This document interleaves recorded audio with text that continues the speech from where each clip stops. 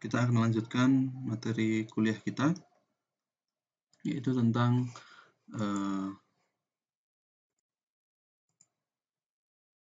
model dari beban.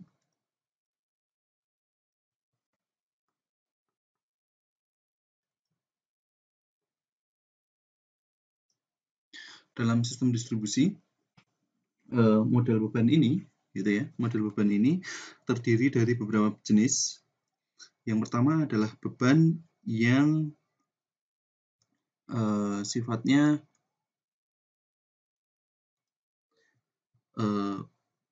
dayanya konstan, baik antara daya nyatanya dan daya reaktifnya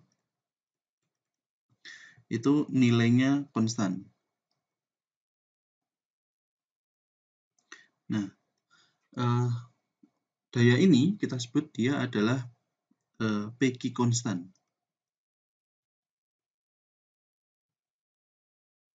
daya Pecky konstan.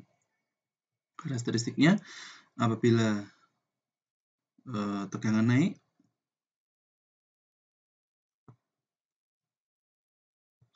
maka dia I-nya itu akan turun.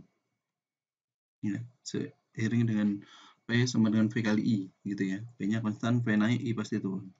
Kemudian karakteristik yang kedua yaitu adalah beban impedans konstan.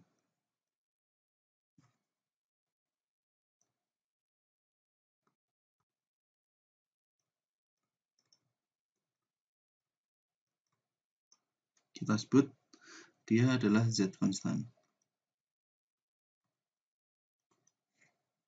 Nah, karakteristiknya seperti halnya yang kita ketahui dalam hukum Ohm, apabila V-nya naik, maka I-nya juga akan ikut naik.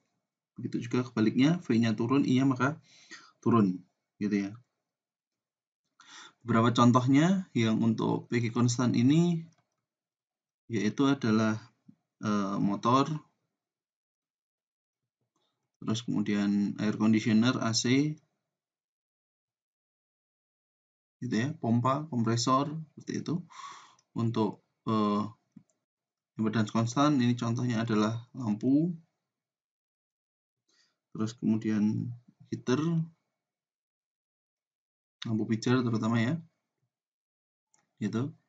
dan beberapa yang mengandalkan panas, Kemudian yang ketiga, ini adalah beban current konstan.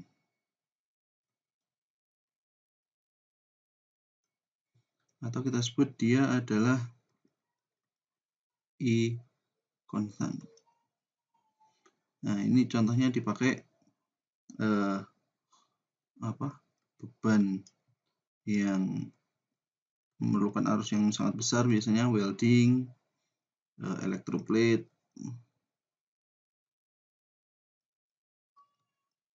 itu memiliki karakteristik beban current konstan. Kemudian yang terakhir yaitu adalah beban mix, gabungan.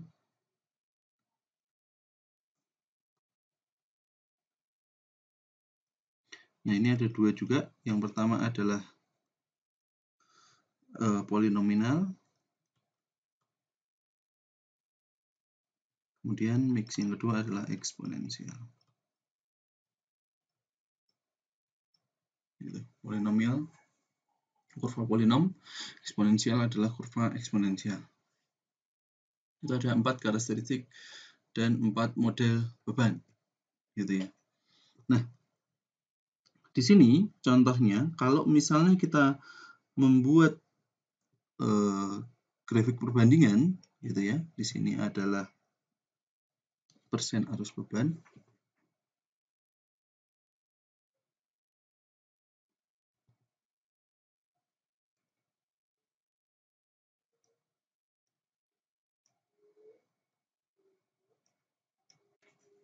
Persen arus beban. Misal di sini nilainya itu adalah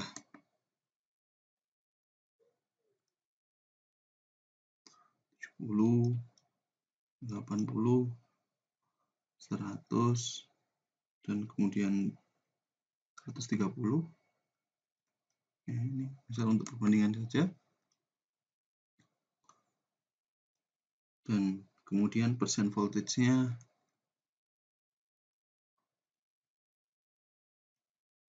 di sini nilainya adalah 80, 100%,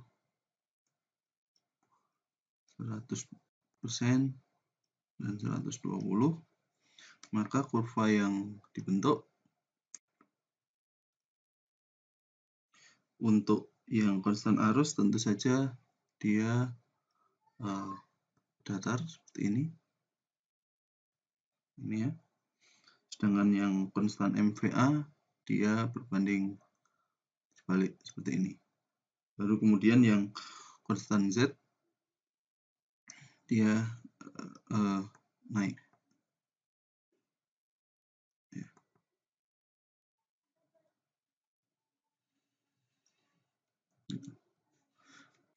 Nah, konstan Z, konstan arus, dan ini adalah konstan MVA.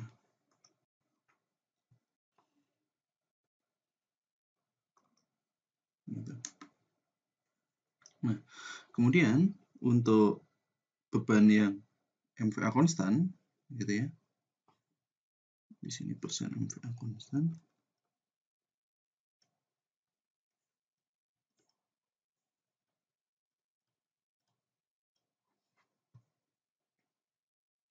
Maka kita punya karakteristik dibandingkan dengan tegangannya.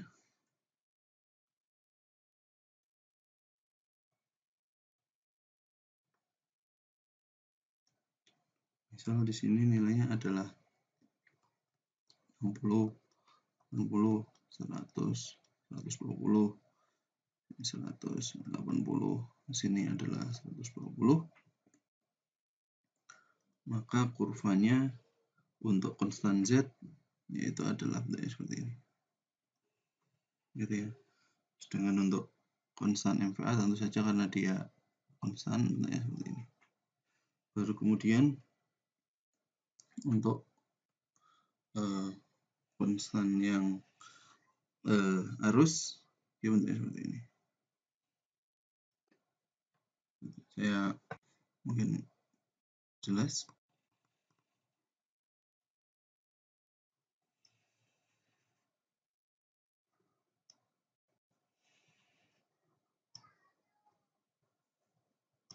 Yang ada di sini adalah konstan MVA.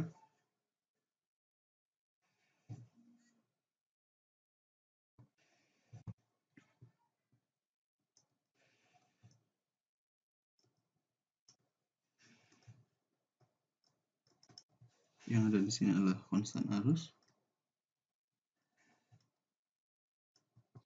Yang ada di sini adalah konstan Z. Seperti itu. Nah, contoh untuk model beban tegangan konstan yaitu adalah daya konstan yaitu adalah motor induksi.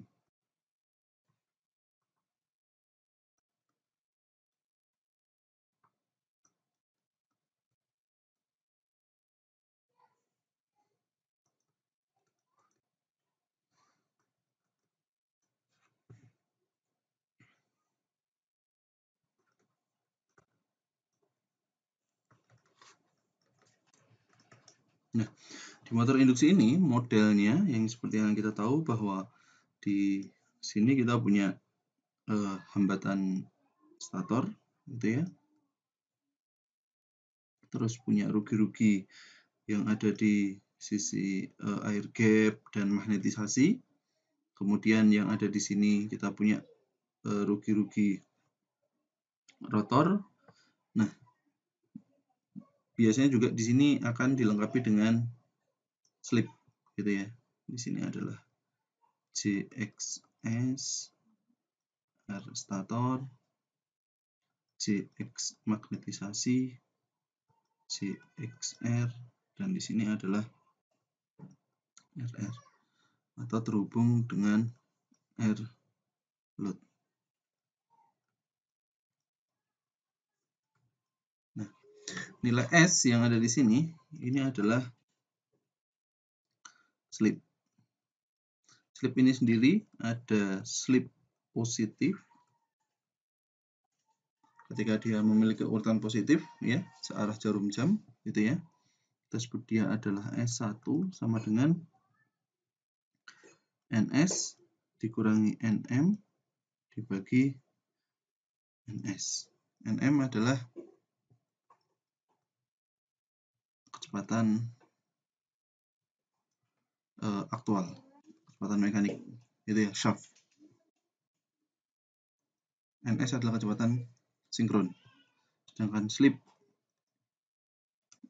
negatif, dia berlawanan arah, gitu ya.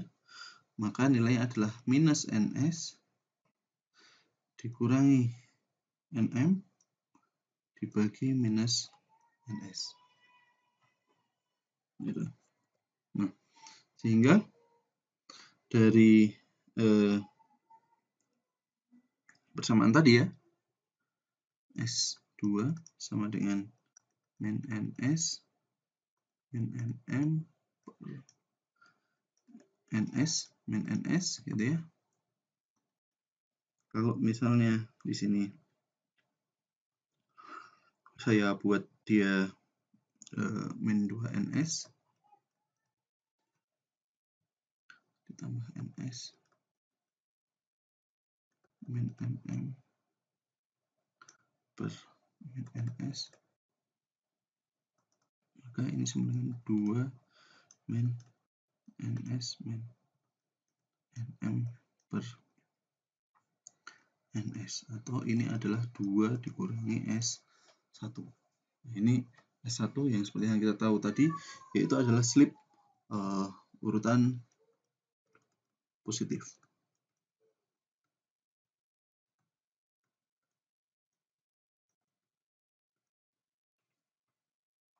Sehingga di sini kita juga punya persamaan R load gitu ya. Besarnya adalah R load untuk 1 yaitu adalah positif,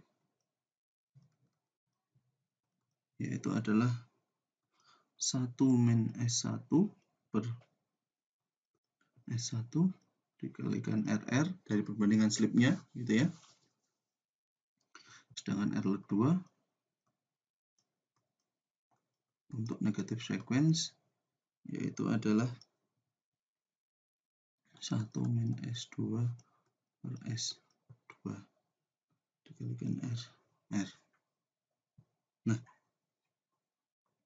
dari persamaan itu gitu ya, kita bisa membuat persamaan admitasinya YM1 sama dengan 1 per ZM1 dan YM2 urutan negatifnya 1 per ZM2 dengan IM gitu ya, sama dengan IM1 YM1 V line to neutral 1 IM2 negatif IM2 V line to neutral 2. Nah, untuk urutan nolnya IM0 gitu ya, ini nilainya adalah sama dengan 0 karena IM0 ini sama dengan V line to neutral nilainya 0. Nah, ini adalah zero sequence, urutan 0.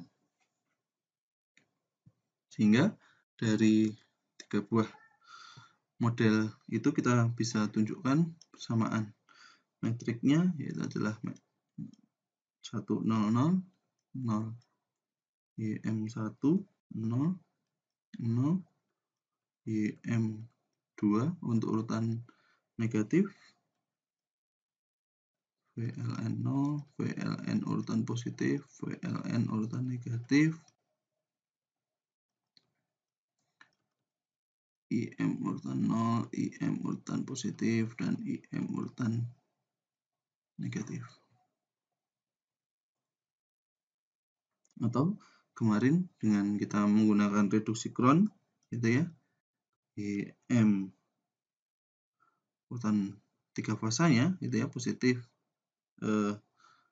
negatif, dan 0, dibandingkan dengan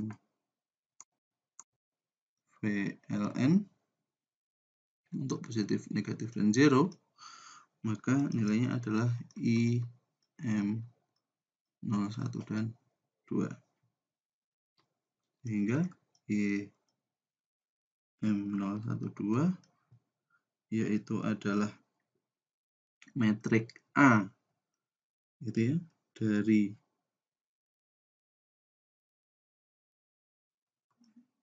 inverse-nya V lento netral ABC, supaya kita bisa melihat dari tiap fasanya, gitu ya, bukan dari urutannya.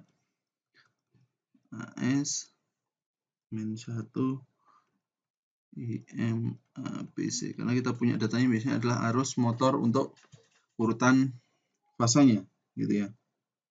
Nah, metrik A ini, gitu ya, ini adalah metrik mengubah sequence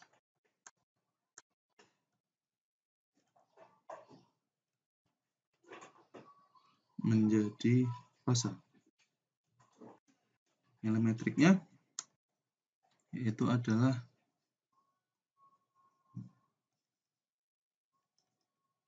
sepertiga 1, 1, 1, 1 A kuadrat 1 A kuadrat metrik A, gitu ya, seperti itu.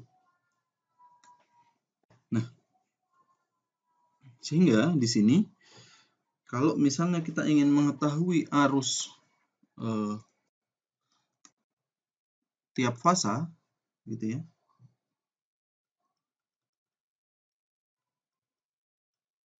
maka kita bisa menggunakan metrik A, kemudian dilihat dari admitansinya,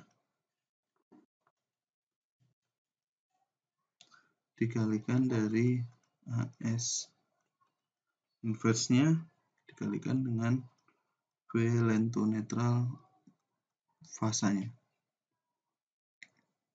Atau dengan notasi lain, IMA, IMB, IMC, gitu ya.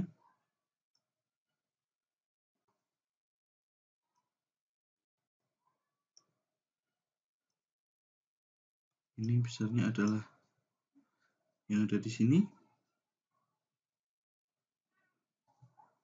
Dia akan berubah menjadi admitasi ABC dikalikan dengan VAN, VBN, dan VCN.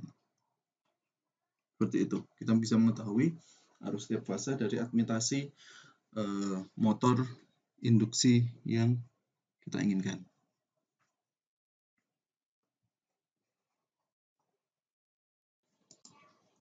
Demikian contoh bagaimana model untuk mencari PQ konstan dengan melihat arus tiap fase.